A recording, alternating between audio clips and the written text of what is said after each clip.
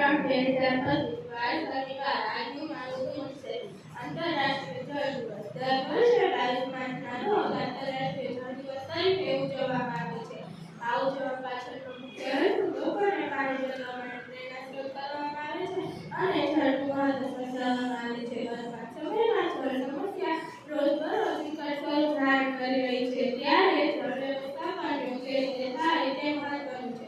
જળ સમસ્યાઓમાં છે પૂરને કારણે રોજગાર પાણીની નજીકમાં થતા વિવાદો, વિનાશકાર પાણીના અશુદ્ધિના કારણે થતા લોકો, વિનાશકારક સુનામી, જમીન ધોવાણ જેવા પ્રશ્નો ઉકેલ માંગી રહ્યા છે. ભારત દેશ એમાં પણ ગુજરાત રાજ્ય, કચ્છ, કાઠિયાવાડ અને ઉત્તર ગુજરાત જેવા વિસ્તારોમાં પાણીની સમસ્યા વર્ષો જૂની છે.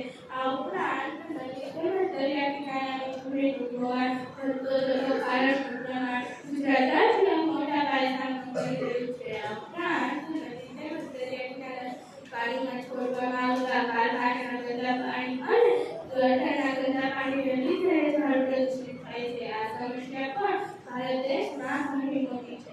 ઈસવીસન 1993માં સંયુક્ત રાષ્ટ્રના સામાજિક સંઘ દ્વારા 22 માર્ચને આંતરરાષ્ટ્રીય જળ દિવસ તરીકે જાહેર કરેલ છે. કહેવાય છે કે જેને મુખને પાણીની સંતોષ કારણ કે માણસો, પશુ પક્ષીઓ કે ધરતી પરની કોઈ પણ જીવિત વસ્તુઓને પોતાના વિકાસ માટે પાણીની જરૂર પડે છે. આપણે ભોજન લીધા વગર લાંબા સમય સુધી રહી શકીએ છીએ, પરંતુ પાણી પીધા વગર 2 થી 3 દિવસ પણ રહી શકતા નથી. આપણા જીવનમાં આપણા શરીરમાં અધિકાંશ ભાગ પાણીનો ભાગ છે, જે જીવન જીવવા માટે પાણી કેટલું મહત્વનું છે તેની સાબિતી આપે છે. આટલા મહત્વપૂર્ણ પાણી પ્રત્યે આપણો દ્રષ્ટિકોણ વિજ્ઞાન છે. ગુજરાત અને ખાસ જેવા ઘણા વિસ્તારોમાં મહિલાઓનું જીવન પાણીની સમસ્યા હલ કરવામાં જ નીકળી જાય છે. તેથી પાણીનું વ્યવસ્થિત આયોજન અને વ્યવસ્થિત વિતરણ થાય તે ખૂબ જ જરૂરી છે. તેથી સંયુક્ત રાષ્ટ્ર દ્વારા આ વર્ષના આંતરરાષ્ટ્રીય જળ દિવસને પાણી સહકાર યોજના મોડેલ કોઓપરેશન દિવસ તરીકે ઉજવવાનું જાહેર કરે છે. પર્યાવરણની જાળવણી, ઔદ્યોગિક અને સ્થાનિક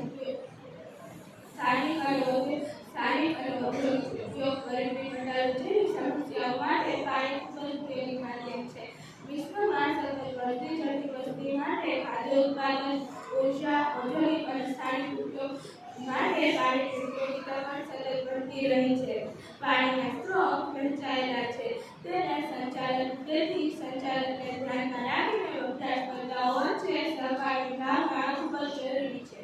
વિશ્વમાં પાણી જેવી સમસ્યાથી આપણે વારંવાર સાંભળતા હોઈએ છીએ, પરંતુ ભવિષ્યમાં વિશ્વ પાણીની અછતથી પીડાતો હશે તેવું આપણે સમાચાર પત્રોમાં વાંચીએ છીએ, પરંતુ આ સમાચાર પત્રોની આપણા પર કોઈ યોગ્ય અસર થતી જ નથી. આ વાત જ્યારે ઇન્ટરનેશનલ યુએનએ કરી ત્યારે વિશ્વના દરેક દેશોએ તેને ગંભીરતાથી લેવાનું શરૂ કર્યું. યુનાઇટેડ નેશનલે વિશ્વના દરેક દેશોને ચેતવણી જણાવ્યું છે કે પ્રવર્તમાન સંજોગોમાં વિશ્વના પ્રદેશો પાણીની તીવ્ર અછતથી પીડાઈ રહ્યા હોય છે.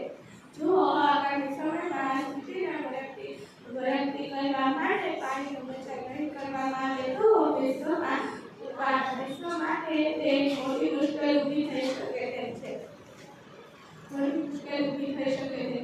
વિશ્વની પાણી અંગેની સમસ્યાનો અભ્યાસ કરીને યુનાઇટેડ નેશનલે નોંધ કરી છે કે દિવસે ખોરાકની માંગ અને જળની માંગ આગળ વધતી જશે તો આવનારા વર્ષોમાં વિશ્વના દેશો ખોરાકની માંગથી અને જળની માંગથી રીતસરના વધતા માંગતા હશે. આપણી પાણી મેળવવાની ભૂખ હજુ પણ પ્રજ્વલિત છે. પાણીની ભૂખ